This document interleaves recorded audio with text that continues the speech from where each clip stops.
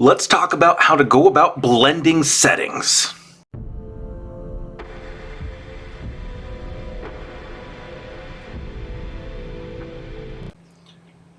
Hello there everyone, and welcome back down here to the Gamer's Den with me, your host, Jordan, your master of lore and storyteller extraordinaire, coming to you today with a guide for DMs. We're going to talk about how to go about blending together different settings for your games. Now, what I mean by settings is, is it high fantasy, is it sci-fi, is it post-apocalyptic, all of these different other things that just have their own unique feel and certain sets of expectations that go with them.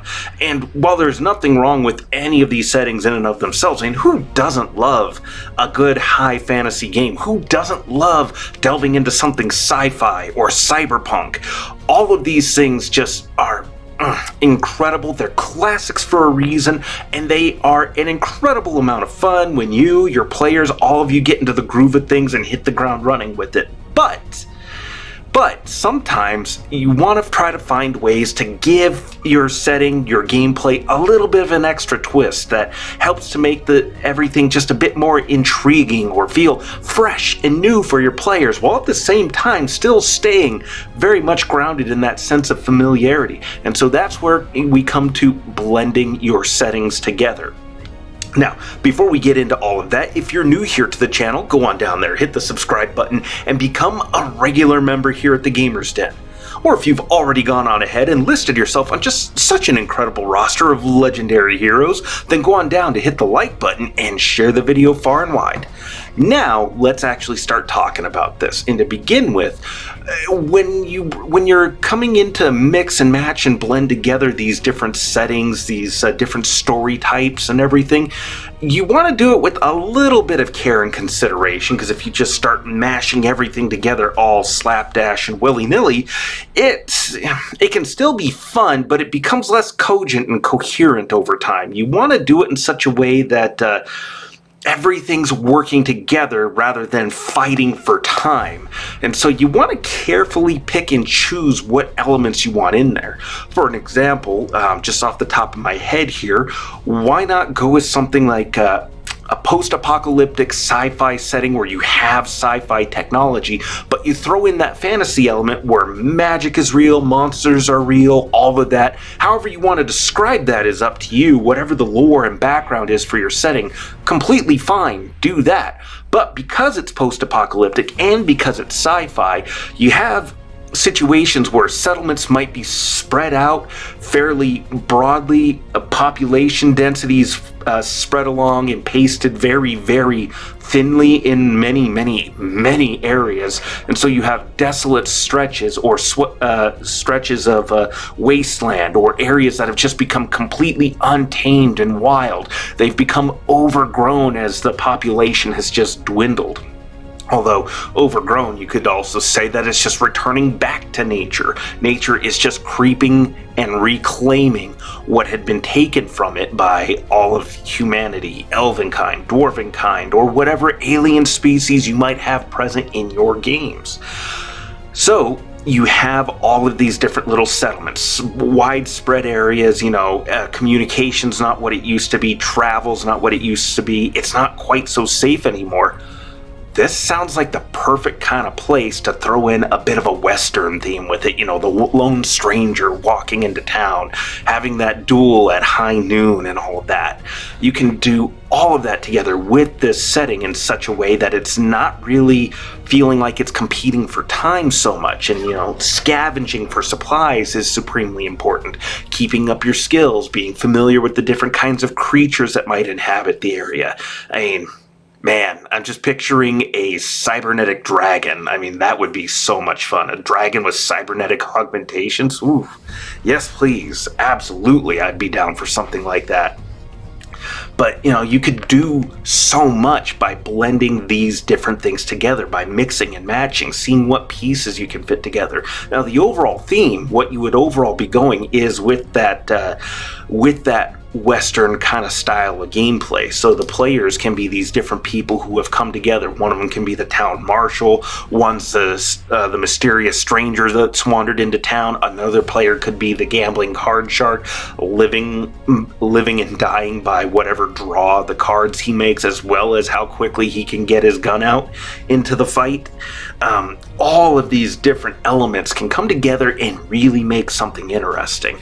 And hell, you could still keep going with it and have the local town artificer or wizard be part of the party as well. And what would a wizard be doing in this setting? Well, they could be a grave tender. They could be somebody who has just been learning as an apprentice to an older wizard or mage, or in this particular case, maybe a necromancer, where they have been learning, forming these bonds, not only with their master, but also with the different spirits of the dead that might still linger in the graveyard. And by forming these bonds and learning about all the wards that have been layered on week to week, month to month, generation by generation, as new wizards, new apprentices are picked from the town's populace and are set to carry on this tradition, so that way other necromancers or other wizards or whatever other spellcasters or creatures come along can't come to the graveyard and start rousing the dead from their slumber and add additional layers of danger to the town. In fact,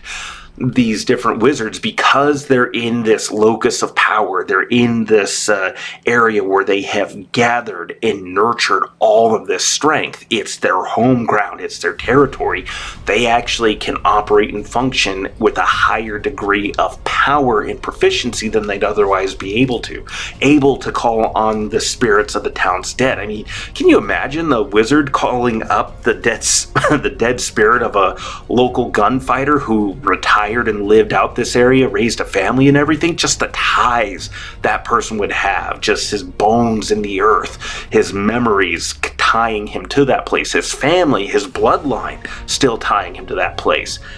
I could absolutely, as a DM, see players being able to conjure up that kind of an undead creature a bit more powerful than maybe they otherwise would be able to. So you could have this situation where this mysterious wizard appears on the fringes of town and has pulled together different gangs of bandits, gunslingers, and is using their magic to try to raise the dead, but it's a bit of a struggle, bit of a contest, and so they need time to actually start tearing and ripping through these layers of wards. Sure, individually they're weak, but combined together, it's just this lattice work structure, this interlaced, interwoven layer upon layer and layer of wards and protective spellcasting that's just naturally going to take time to untangle, undo, and punch through.